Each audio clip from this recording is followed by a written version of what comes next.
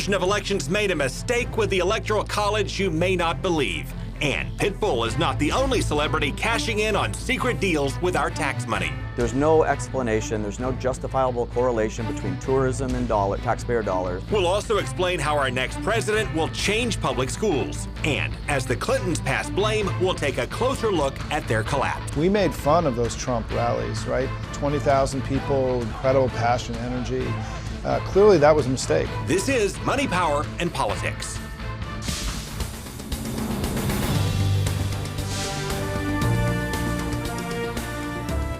State agencies have been spending our money in secret contracts for years, but that may soon change. Sure might, because we're going to start with Pitbull and this and some other state deals the House Speaker calls horrible. Self-made millionaire. State leaders would not reveal how much tax money they gave Pitbull until the House Speaker sued him. And Pitbull revealed the secret contract showing we paid him $1 million. To promote Florida, at the same time he was plugging our tourism competitor, Las Vegas. From Thank You Vegas to Viva Las Vegas to Want to Go to Vegas, even Pitbull's fans couldn't believe it. I feel like it's just going down the drain. I kind of thought it was ridiculous. But Pitbull is not the only one who cashes in on Florida taxpayers through secret deals. Florida also paid cooking celebrity Emeril Lagasse. Here's a brand new restaurant at Disney Springs. And racer Ricky Carmichael. That's what's cool about Florida, man. You get so many things. And in many other cases, the state's marketing arm, Visit Florida, still will not tell us how much it's costing us. And yet we paid this public-private agency $75 million in state tax dollars this past budget year, and this budget year, $78 million. Well, it's an enormous amount of money that's shrouded in secrecy and given to benefit giant corporations. Through Enterprise Florida, the state also gives out cash and cuts secret deals with companies like Red Pine, which we investigated in 2012. Welcome to Red Pine Services. Red Pine made billing software for chiropractors. Are you ready for the chiropractic revolution? The company, based out of Washington State, had negative equity, it was losing money, and chiropractors said the market was flooded with similar products, but Florida gave it a $400,000 handout on the promise of creating jobs. Then Red Pine collapsed, and state taxpayers got hosed. The public didn't know about that until the state sued Red Pine because, again, that was a secret deal exposed in court records. And there are still many other deals we don't know about that may or may not pay off. We have accountability for the taxpayers. They have every right to know exactly how every penny that they give to the government and how it's spent and whether it's a good investment or not. New House Speaker Richard Corcoran pressed Pitbull to reveal his $1 million deal, and now he's demanding state agencies reveal all of their secret contracts. This year, he blocked the governor's request for $250 million for Enterprise Florida, which gives out cash and tax breaks for companies that promise jobs. And he wants to cut funding for Visit Florida, which cut the deals with Pitbull and other celebrities to promote the state. Visit Florida claims the deal with Pitbull paid off 9 times over, but Speaker Corcoran doesn't buy it. The reality is we're going to cut it regardless. There's no explanation, there's no justifiable correlation between tourism and taxpayer dollars. And so, Marissa, the fight is on between Corcoran and Governor Scott. That's going to play out for a while. Meanwhile, 1 month from today is Inauguration Day in Washington. And the president-elect celebrated like he often does through a tweet. On Twitter, he wrote, "We did it. Thank you to all of my great supporters. We just officially won the election, despite all of the distorted and inaccurate media." Yeah. But yeah, yesterday's vote hit a snag in Florida. It surely did. The state invited the wrong guy to the Electoral College, which we have to work, of course, into our continuing series of state blunders in our government that we call 60 Days of Stupid. It's time now for 60 Many of you know Days that of my favorite 3 topics are jobs, jobs, and more jobs. I'm trying to grow the state by adding jobs. Jobs. Jobs. Jobs. Jobs. Jobs. Jobs. Jobs. Jobs. Jobs. Jobs. People have jobs. We've seen the governor roll out his Florida First jobs tour on a bus from Tennessee. Oh, gosh. We've seen him greet a king racked in scandal for shooting an elephant by asking about the elephant. I've ridden elephants. I've never tried to shoot one. And we've seen a lot of things at the state capitol that are a little hard to describe. But Monday's little mix-up in the Electoral College may take the cake. Every elector in Florida signed an oath. under the penalties of perjury through a notary. Yes, they did. And that's Florida elector Carlos Trujillo, who was responsible for casting one of Florida's votes for Trump. But he could have missed out because just before the vote, he realized the state invited a different Carlos Trujillo who had nothing to do with the Electoral College by mistake. And that wrong Carlos Trujillo spent nearly $2,000 to fly into the Electoral College by mistake because the state told him they needed him. They caught it at the last minute and reaffirmed something in government we call the Kerry Doctrine. In America, you have a right to be stupid. Whoa! Stupid. There you go. The Kerry Doctrine, that's what we call it. And Marissa, what better a way to set up a discussion of the importance of public education? Yeah, President-elect Trump wants to make some big changes to our schools, and Adam Housley shows us what to expect. Every child in America to be able to attend the public, private, charter, magnet, or religious school that is right for them. Choice. And that word choice is the backbone of President-elect Donald Trump's K-12 education agenda. In a September 8th speech outlining his school choice plan, Trump said his first budget will turn $20 billion of already existing federal dollars into block grants for states, with more money going to the ones with school choice programs in place. Each state will then decide how to distribute the money, which Trump said he would like to see go toward financial aid for kids living below the poverty line. From where exactly the existing money comes isn't clear, but his commitment to making school choice an option nationwide is evident in his pick for Education Secretary. With Betsy at our side, I know we will make great strides in fixing our broken schools all over the country. It's time to make education great again in this country.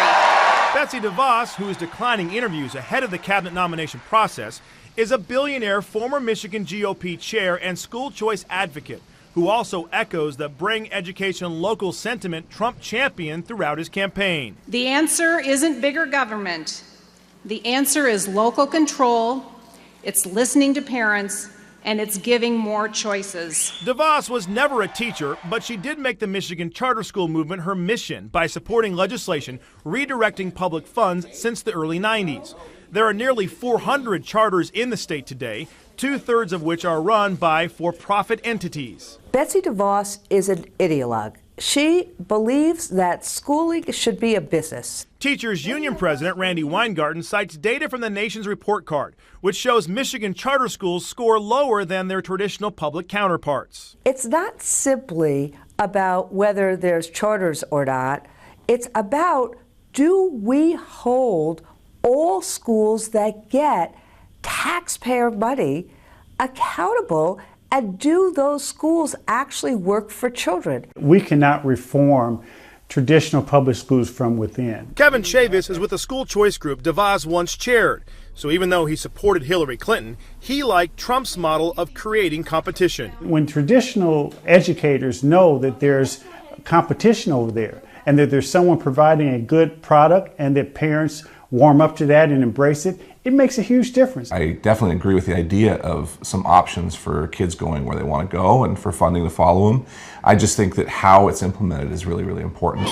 If you have competition and one is doing better than the other, you don't create an environment where the one public school goes out of business because it still needs to serve that community. Now, Trump also wants to end Common Core, but that was created by a coalition of states, and the federal government is not funding it. Now, coming up, we have a lot of ground to cover. We're going to explain why the Democrats got blindsided this year and what they can learn from it. And we'll show you how Hamilton is such a hit on Broadway and why it's fired up some controversy after the break.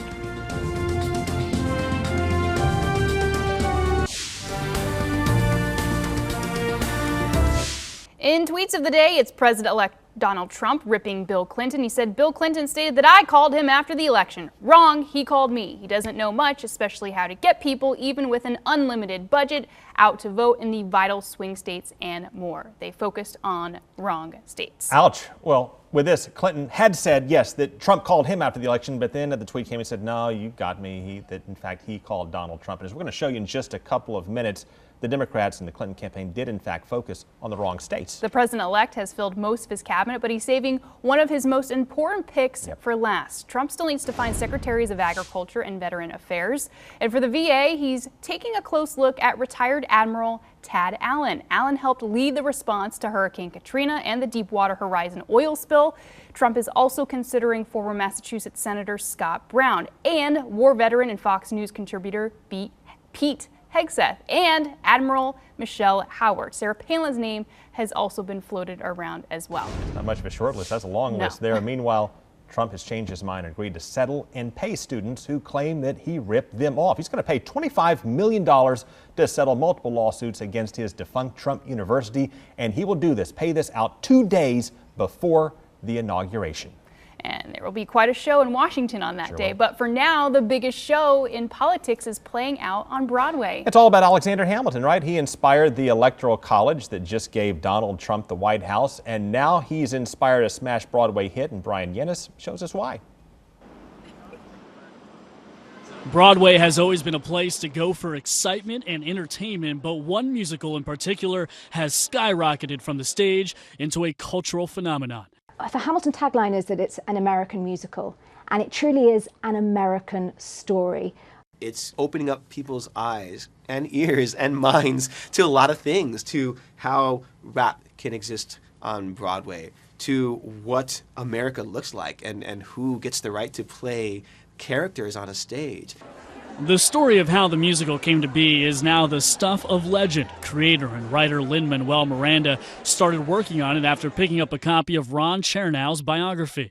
He saw in it not merely the story of a founding father, but a hip-hop narrative that could and should be told with modern music. Add a diverse cast in the mix, and it was the perfect storm for success. This show is important because it is a diverse idea of the ownership of the American story. It has given me a sense of ownership over the story of this country that I never felt like I had before. And what an amazing year the show had. A record-breaking 16 Tony nominations and 11 wins, along with a litany of other accolades, including a Grammy and a Pulitzer. It forces you to reckon with what you're doing with your time. And I think that's bracing for people. I think people leave and they go, I can't stop thinking about it. I can't stop thinking about what he got done and what am I supposed to be doing. But now the show is doing more than just inspiring audiences. It's crossed into the political arena, first with a command performance at the White House. It is a story for all of us and about all of us. Then there was the issue of Alexander Hamilton on the $10 bill. Originally slated to be replaced, those plans have now been scrapped, and Hamilton will remain firmly in place. And after a hard-fought presidential election, the show made headlines for an unexpected reason: a curtain call speech from the cast with Vice President-elect Mike Pence in the audience. We are the diverse America who are alarmed and anxious that your new administration will not protect us. The vice president-elect took the evening in stride, saying he wasn't offended and even praising the cast afterward. But the speech brought criticism from President-elect Trump, who tweeted about the incident, calling the cast, quote, very rude, the show overrated, and demanding an apology. Theatre has always been, throughout history, a forum for ideas, discussion, going back to the Greeks, going back to Shakespeare. As for what comes next, as the show asks, a Chicago production of Hamilton just opened and a national tour is slated to launch next year. Lin-Manuel Miranda played his final performance in July, but he says he'll never leave the show for good. In fact, he's set to return to the title role when the show makes its West End debut in London. It's going to be very special, and it's also within a mile or so of Buckingham Palace. The Queen has been known to go to the West End, to go to theatre, so you never know. And that was Brian Yennis reporting. All right, well, coming up, Hillary Clinton blames her loss on Vladimir Putin and the FBI, but there's more to it than that. Yeah, we've got a list. We're going to show you where the Democrats went wrong and where they go from here.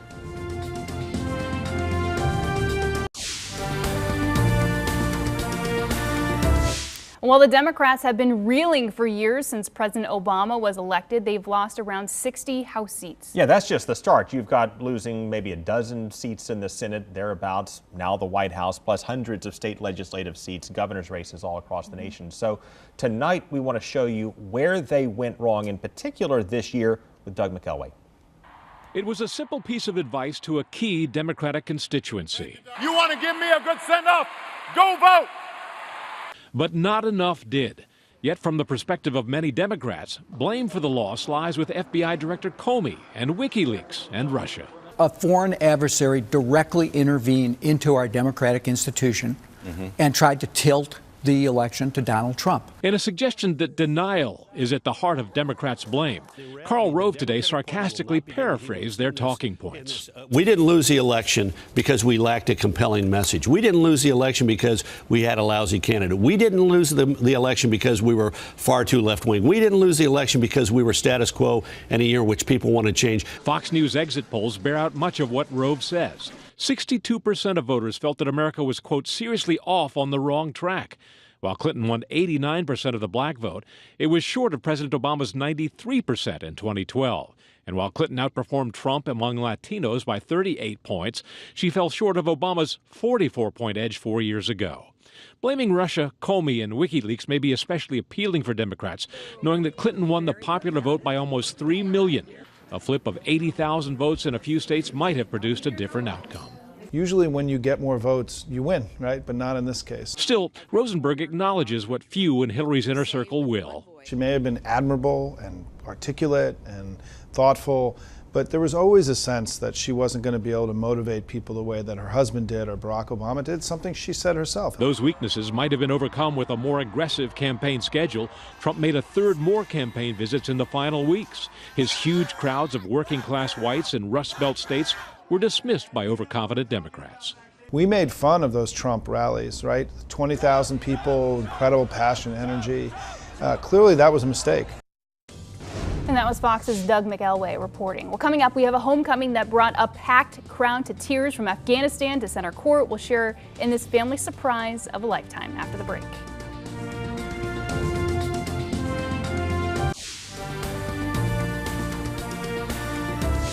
Well, the brother of a Notre Dame basketball player gave him the best present of all this holiday season. Take a look. For us, home is wherever we're together. And I look forward to being home with you soon. Really, really soon. Yeah, that's First Lieutenant Beau Farrell. Look at that. Serving overseas in Afghanistan, but he taped that message, making it look as if he was still in Afghanistan, wasn't back until February. Look at this. All right, so what's going through your heart when you saw this? The first time I watched it, I won't lie, I bawled my eyes out. Yeah. I was sitting at my desk and I bawled my eyes out. You're not the only one. Look, you've got an entire arena that was bawling. And look at the family here. They had no idea this was coming with this one heck of a welcome home just in time for the holidays here. Yes. And with this, what a way to wrap up the show. Yeah, they were planning this since in May when Lieutenant was deployed to Afghanistan. So they had been planning it since he had left. Yeah. Until he came back. Absolutely. Check out our YouTube channel. You saw it. Craig Patrick's Money, Power, and Politics for prior episodes you may have missed, more features and investigations. We're wrapping things up. Thank you so much for joining us tonight. We will see you again tomorrow night for another round of Money, Power, and Politics. We'll see you again tomorrow night.